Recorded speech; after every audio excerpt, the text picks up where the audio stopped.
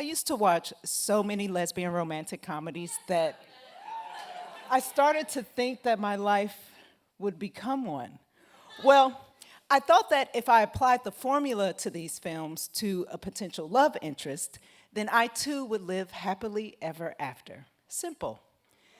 The formula is organized into 5 stages. First, there's the meet cute, then the chemistry, then the obstacle, usually men, followed by a grand gesture, and finally, the girl gets girl.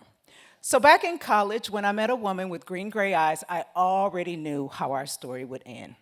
Ann Arbor, 2001, I'm in a living room at a potluck with my friends. There's music and dancing, and I'm sitting on the floor when she enters the room. The Ecuadorian student new to the friend group that nobody told me about. So she's walking around, exchanging hugs and hellos, and when she gets to me, she leans down, positions her face a few inches from mine, holds out her hand and says, "Hi, I'm Joanne." I say, "Hi." Grab her hand, "I'm Robinette." It feels like we've already met before. Cheesy, I know. We hang our gaze for a few minutes, shaking hand and nodding and smiling, and we're nodding and smiling. And in that moment, I could feel my body melt, and I'm getting hot, my neck is getting warm, and I knew something big was about to happen. So, I've got a fan here. After the potluck, Joanne and I were inseparable. We took the same literature classes. We snuck into Ani DeFranco concerts. One time, we made a Scrabble board out of flour, salt, and eggs, and then we ate the letters after the game. Not tasty. Our connection was undeniable, and I was just over the moon. It was a period in my life that I would call bliss.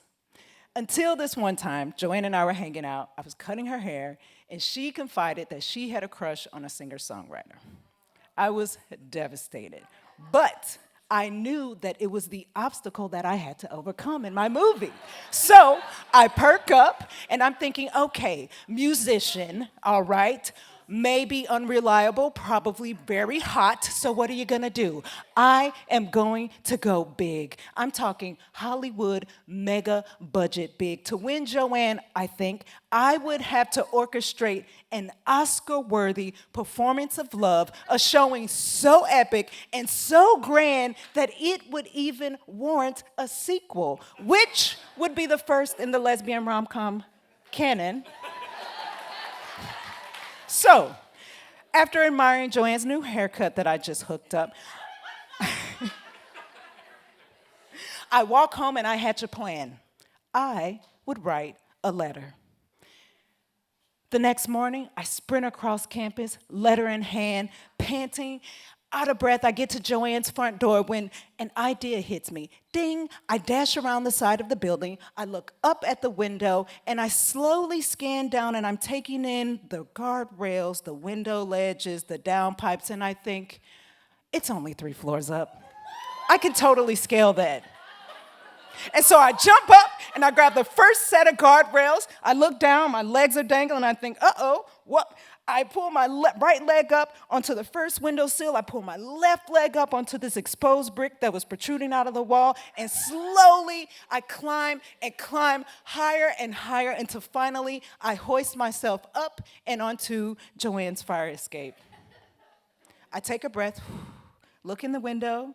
She's sitting there in lime green sweatpants that she still has today. She's strumming her guitar.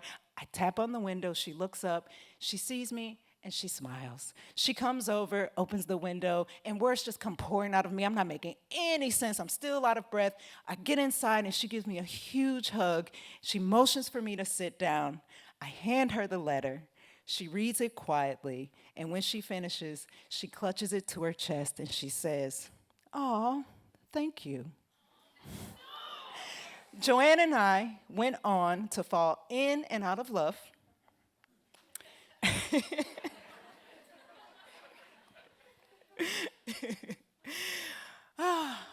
We went on to fall in and out of love. I spent some time in Quito with her family and exploring the rainforest. In 2016, Joanne moved to Brooklyn, where I was living at the time, and once again, we were inseparable. When COVID lockdown began, the original, I was living here, and so I hightailed it right back to Brooklyn, and I quarantined with Joanne.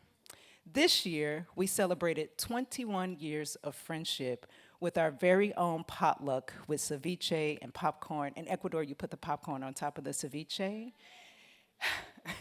Now, I still love a lesbian rom-com, don't get me wrong, but I no longer look to Hollywood for answers to love and those sorts of things.